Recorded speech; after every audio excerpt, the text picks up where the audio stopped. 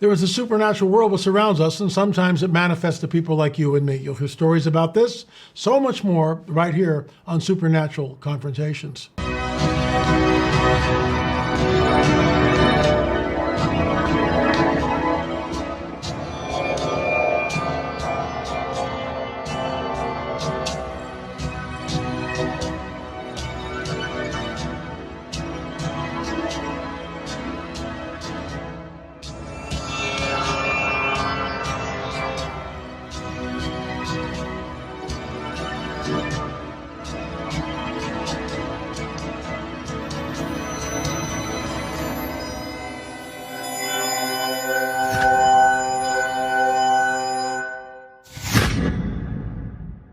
Very special guest. His name is Lorenzo, and we'll hear what he has to say about what's going on in the cosmos, as it were. But first, a word from our trusted sponsor. Folks, have you taken a good look at the banks lately? On the surface, everything seems fine. But there seems to be a whole lot more going on underneath. It's like looking under the hood of a car and finding a mess of broken wires and parts. The parts are loans for homes, cars, and those credit cards we all use. Folks, they're hitting record highs. It's kind of scary when you think about it. Why risk your money for a tiny 5% return when things are so shaky? This is where Noble Gold Investments can help. They're like that friend who knows all about keeping money safe. They suggest gold and silver, oldies but goodies in the financial world. Plus, they've got a sweet deal, a free 1/4 ounce gold standard coin this month if you qualify. Pretty good stuff, right? If you're curious, just give them a call at 877-646-5347. It's just a chat, no pressure. They'll help you figure out if gold and silver are right for you. Or visit noblegoldinvestments.com. That's noblegoldinvestments.com. Once again, the number 877-646-5347. Folks, we've invested in Noble Gold, and quite frankly, I'm glad we did. So I'm here with Lorenzo, and we, right off the bat, we may disagree on some things. That's okay. But we're here to discuss your paradigm, my paradigm, what's going on. So tell us, I mean, what do you look at the burgeoning UFO phenomena. It's everywhere. Congress is talking about it. I mean, are these our space brothers or are they something else? Well, I love that you said supernatural confrontations, because I've found, over the last 30 years, I've done a recapitulation of my life recently, even since you invited me on. I guess it's been about 10 days or 2 weeks before, we finally got together. You said, let's chat. It was a bit of a surprise, which was nice, a beautiful surprise. And I'd wondered all that time, what am I going to, discuss with LA? I watched some of your videos. I've seen what you've presented over the years, and it seemed that we do have many connection points, let's say, in our paradigms, as you say. So UFOs. I have a strong feeling that the UFOs, I would like to say space brothers, if you like. I don't think they're naturally helpful space brothers or not helpful space brothers. I'm not going to fall on one side of the fence or the other as far as they go. I would say, in my opinion, if I want to be so bold as to call them the gatekeepers of ascension. That's what I'm going to call our space brothers, space sisters, what have you. And the reason I call them that is I have found over the 30 years, like I was raised in Toronto, in Canada. I have siblings that are all lawyers and chartered accountants, just to give you an idea, and cousins that are also in that vocation. I tried to be a stockbroker on Bay Street for 7-8 years. Didn't work. Almost died of an ulcer when I was 30. Dropped it all. I had the car, the motorcycle, the house, the big salary. I was sitting, just to give you an idea, in my boss's office at the time, fighting to become the sales general manager. And I had asked for a 5-year contract for, a lot of money. And he said, all right, Lorenzo, we're going to put the golden handcuffs on you. That was his words. Literally, at that moment, my paradigm shifted. I everything dropped out of my bottom, let's say. It felt like my whole floor dropped away. And literally within a week, I had quit, sold everything, and went to live in the mountains of Mexico. Tepoztlan, up in a small village, Huehue, Coyote, was an intentional New Age community at the time, to see, what it is and how I wanted to follow my life through a path that was beyond what I was told was possible. Mm-hmm. So getting back to our space brothers, fast forward 30 years later, I've spent the last 3 decades literally fighting my way to my path of heart, my path of freedom, my path of ascension. I was raised pretty religious in some ways. My wife is Shinto, so I've studied, Buddhism, Muslim. My first long-term girlfriend was a Muslim. My friend is a Roman Catholic. I was raised Jewish. I mean, I don't follow any of the official religions personally, but I've been able to put them all together to give myself a picture of where it is we're going and where we want to go and why we're here and why we're alive. And I feel maybe your readers, from what I've seen, everyone can understand they'd like to get to heaven. They'd like to have a good life. They'd like to live in the glory of their hearts. We'll say, if we're going to be non-denominational, have a happy family, a happy community, make a lot of money for themselves, good abundance, whatever that is for you, and to live a life of happy abundance, fortitude, and goodwill, let's say. So then we come back full circle. Why is the world the way it is? Everyone could probably agree it's not so nice in so many ways. We don't need to get into the details. There's challenges, there's wars, there's fears, there's famine, there's supposed lack, there's, so kinds of sicknesses, et cetera, et cetera, et cetera. So what's going on when we're supposed to be in the kingdom of heaven, in my opinion, and we're not, for the most part, living in how we all strongly feel, I would say, especially your viewership, feel that we can. So what is the ascension? I mean, let's get right down into it. You're talking about something, and you just gave me the big smorgasbord from you're raised Jewish, but your wife is Shinto, and you were in a New Age community. So I mean, I get that. I was raised Roman Catholic and was completely immersed in the New Age. I had spirit guides. I was under a guru. My third eye was open, the whole 9 yards. But then at 30, I had a profound experience, sort of a Paul on the road to Damascus experience, where I fell into the hands of a living God, the same God in the Old Testament and the New Testament, which completely changed my life. And that's 44 years ago, and here I am, So tell us what your version of ascension is. Well, I would say I would agree with you, falling into the pathway of the spirit. That's what I'll call it without giving, God a name. And my pathway to ascension is essentially getting over all your fears, activating your full potential as a loving being, being, as we're both men, being a grounded man in this world, helping your community thrive, grow, and become the best that they can be according to what each person decides is the best for them without anybody getting in the way. I still strongly feel the only rule there should be in this earth is do no harm. Be as kind as you can and allow your brother, your neighbor, your friends to grow into the type of beings they could be. So, going full circle, and again, why isn't that happening? Well, I would say a lot of, like I see the big skulls behind you, a lot of the challenges people have, I would say, are the fifth dimensional mind parasites. We only supposedly see, 10% of light, more or less, as humans, 7%. I've heard even 1%, and I've heard up to 12%. So what's going on, when you're walking down the street and you want to do something good, and I don't know if you've noticed, but we all seem to have those challenges between our ears that tell us we're not good enough, we're not strong enough, we can't do it, someone's out to get you, there's 6 things or 8 things or 12 things that are in your way.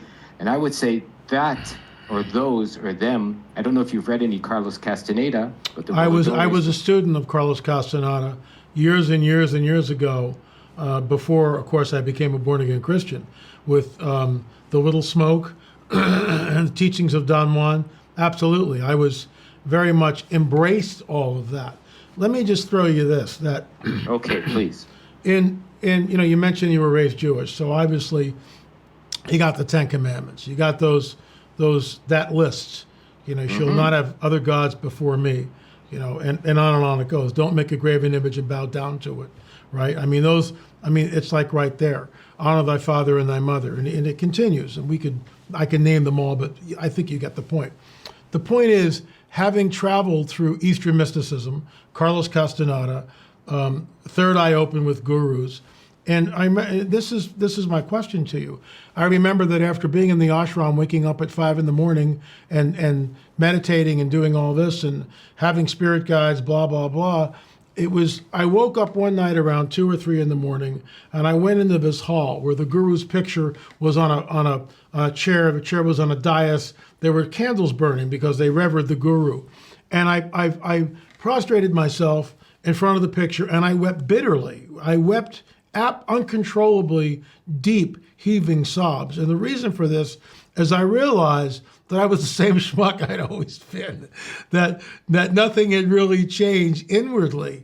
And it wouldn't be till another 6 years, 7 years after that where I became born again, spirit filled. In other words, I hear what you're saying with ascension, but I would ask you, and I've heard all this before, even with Carlos Castaneda and gurus, they never deal with the depravity of a human heart. They never deal with a human being's sin nature. And that's what separates, let's say, Christianity. And I'm not talking, churchianity here. I'm talking, first century Christianity. That's the miracle. That's the miracle, being born again and spirit filled.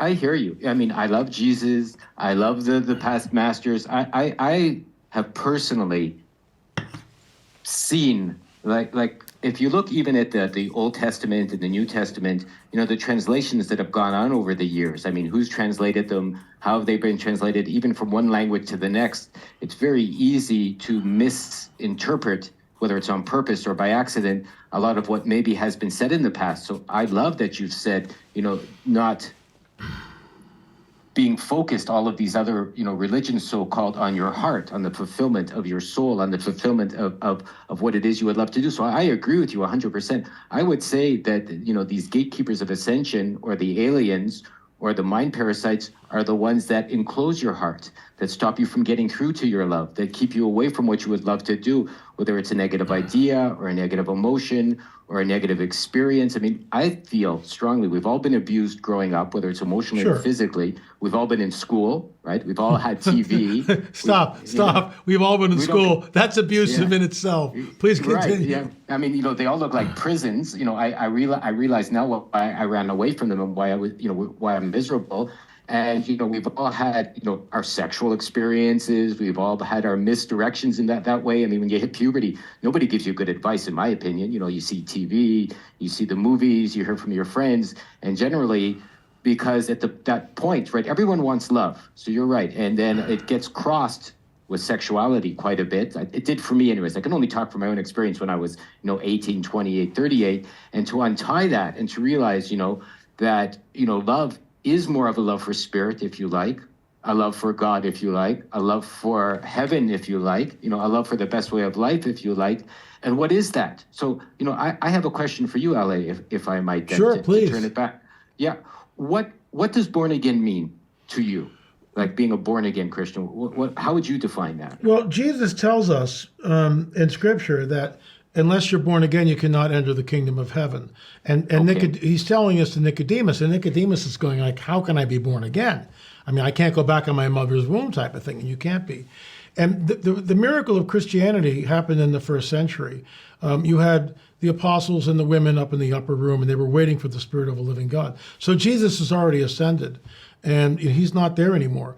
And, as far as a past master, see, we differ in that he's not a master. He's the Son of a living God. He's God himself incarnate. But I digress. So what happened was, in that upper room, for the first time in all of history, the Spirit of a living God not only descended upon people, but came into people.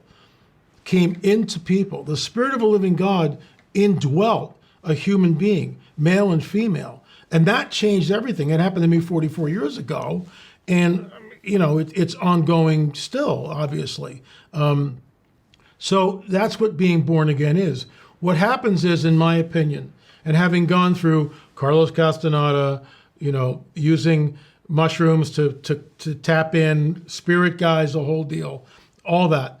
And then all of us, I know, we have a similar, that's why we're here talking about this. But what it never did is it never dealt with the sin nature, one, and God was never within me. Spirit guides were within me. That's a whole different deal. But the living God, the Spirit of a living God was never within me. And that just changed everything. And the bottom line is, unless a person's experienced that, it would be like me trying to tell you, flying an airplane is really cool. You're going to love it. But if you've never been in an airplane, how can you possibly relate to it? Well, you know what's funny, Yeah. LA, which is really the way, like I'm a firm believer in life taking the course you allow it to take, is when you first contacted me, we had a few hiccups along the way. You got busy and I got busy. We never connected. I wanted to talk with you, but I wasn't sure what I was going to talk about. And since we did chat, I could say quite honestly, I had my own born again, let's say, experience over the last even 10 days, right? Because, I had to sit back and review my life. This is how I came to it. We can talk about demons and Jesus in the desert. Wasn't it 40 days and 40 nights he was Correct. fighting demons before? So let's just say dark time of the soul. There's a lot of ways to put, that experience, if you like. But I had my experience. I had to sit with a buddy that's known me since I was 18. Wow. And a very good friend, so I've known him pretty much my entire life.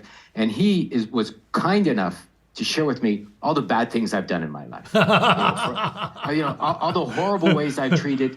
Like, he's known me, so we've done, the new Agora, the links I sent you, the website together. He helped me with, I've done 222 videos. I didn't even realize it until I checked yesterday. But he sat there and he literally, for an hour and a half, 2 hours, delineated all the bad things I've done to people, to myself, to my parents. He's known my parents. I've known his parents. We've lived with each other's parents over the years. He's one of the fellows that went to me with Mexico, going back in the story. So I had to see how I've been rotten, let's say. And I used to fight that up until, even 3 weeks ago. But then I sat back and I, shaking, literally, I was vomiting, feeling like horrible.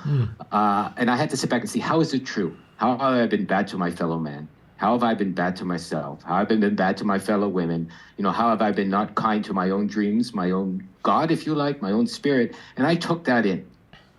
And then I had a dream that night when I was sleeping. Like, I couldn't even, I usually watch TV to relax, or a movie. Couldn't do anything except sit in bed and shake. Right? And then and I didn't sleep for most of the night, to be honest, right? Because this was like roiling in me. I would like pass out 10 minutes, wake up, pass out. And then finally around 2, I guess, I looked at the clock just before I passed out, woke up at 5, and I felt new, right? I felt good, right? I was a little tired, but I was like refreshed and energetic. And I had a dream, which I've never shared with anyone but my wife, and I'm going to share with you guys right now, where I was floating, and made up of 1,000,000 fibers, 1,000,000 pieces, 1,000,000 bits of light, let's say it. That was my soul. And it was spread out over infinity, very thin as a silk sheet, if you like. And I felt each one of those fibers as an experience in my life, as a moment where I interacted with you or someone or my friends or my parents or my mother, or when I was 5, whatever. We've all had our experiences in life. We've all had our relationships.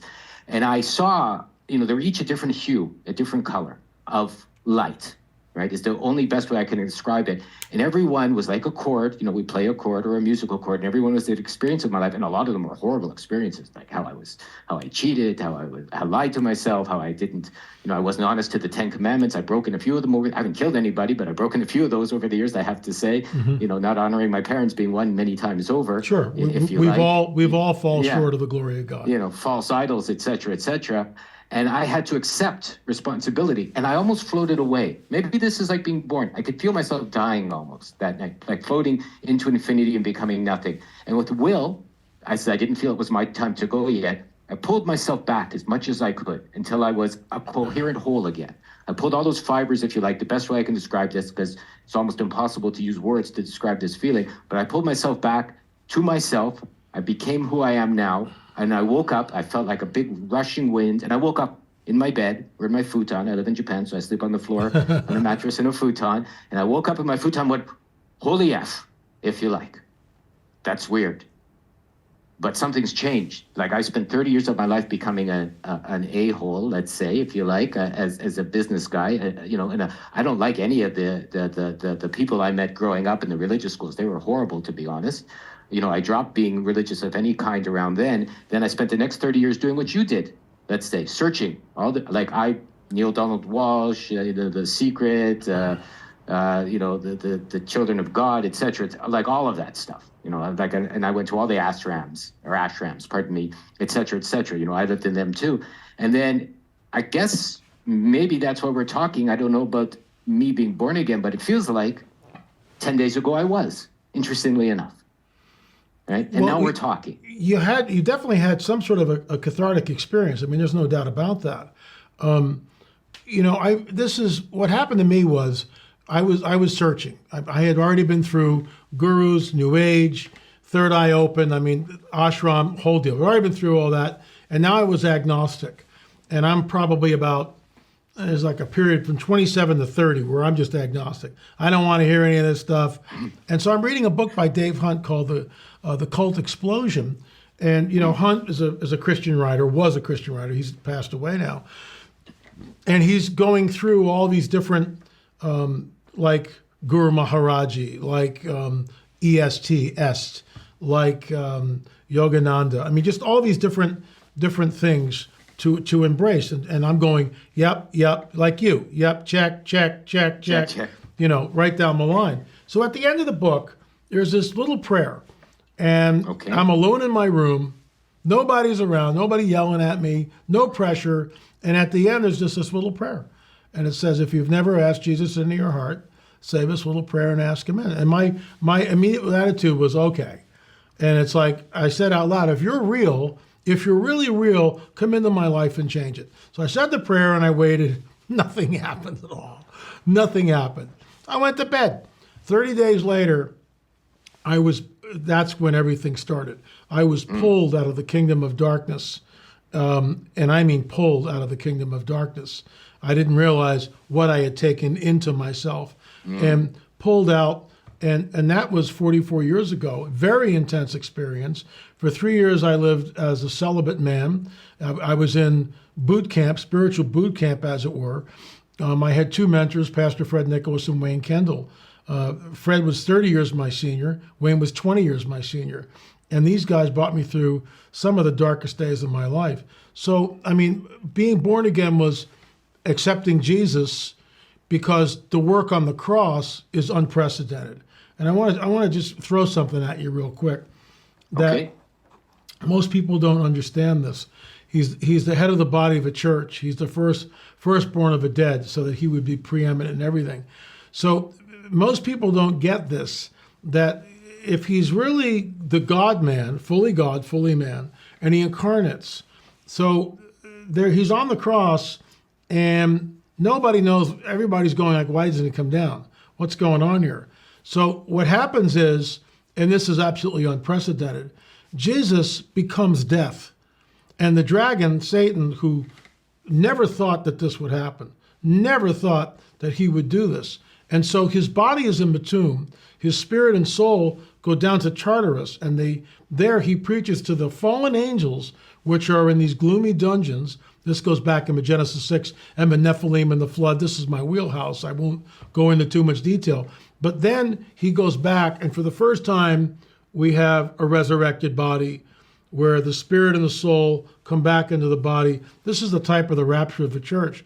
And he's the firstborn of the dead, so that he is preeminent in all things, which is just mind-boggling. And then you can see the picture.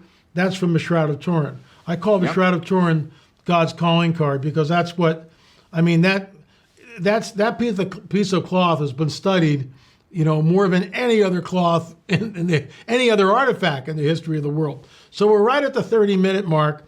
I don't like to go too long. I'm going to give you the last word. You know, I'll just say this before I let you go. When I mean let you go, give us the last word. Put a bow on this thing. But there's a phrase I came up with years ago. If you think you know him, but you don't know him, then you don't know him. And that's my challenge to you. I mean, if you think you really know him, but you don't know him, then you don't know him. And he's not just a master. I mean, he didn't say he was a master. I mean, my guru was the perfect master, Guru Maharaji. But Jesus claims to be, you know, God himself. I and the Father are one. I'll give you the last word. Okay. Well, if you confront the fallen angels, because we do want to put a bow on this. And, you know, we talked about the gatekeepers of ascension. Let's say Jesus confronted the fallen angels. It sounds like before he came back. I think we all get that opportunity. That's what I think these fifth dimensional mind parasites are, gatekeepers of ascension. I think we all, in our way, have to confront our fallen angels, our ways in our life. We haven't been so nice. We haven't been so kind. We haven't been worthy of the kingdom of heaven. I'll put it that way. And if you confront all of that and you overcome all of that and you get forgiveness for all of that, and you ascend personally through all of that, then you can be born again you can do what Jesus did. Isn't that what Jesus said? You too can do what I do. You can be like me. He didn't say follow me. He said you can be like me, right? So I think we all get to, in this life, confront our own fallen angels, our own demons, our own not so nice ways that we've been alive, and to use those, if you want to call them we didn't really even get into the aliens. So I'd love to come back. We probably need to do another show, maybe next week or something. Yeah, I would be delighted to get more back into the aliens, because, we did a bit of a segue, but this is beautiful because I didn't expect it to go this. So there is what I would say and how I would leave it. You confront your own I would just say angels. one thing. Jesus never said, Yes, you'll be like me. He said, follow me. He never said, you'll be like me. There's a huge difference there. We are too. I just want to make sure we put that one to bed. Follow him, sure, why not? I would say I've followed people in my life that have done better than me and have followed the examples. And I would say then, if I'm going to, put another little bow on this bow, maybe by follow me, in my opinion, he meant to do the similar actions as me, so that you can also ascend yourself. Not follow and be like, you can't be born again and you can't go out and kill people. As an example, that's not going to work. Man, so you can't go out and do bad things now that you're born again, right? You have to follow through with your epiphany and live a good life, I'm saying. So there you go. So that's how I would leave this. Well, Lorenzo, we'll have to have you back on and we'll continue the conversation. Thank you for watching. I appreciate it. Let me just wrap it up by the camera one here. Folks, thanks for watching Supernatural Confrontations. It's our guest today, Lorenzo. A very interesting conversation, and we'll have him back and we'll be talking about all things alien when we do. I think that's going to be a cool show. But I will be in Arkansas.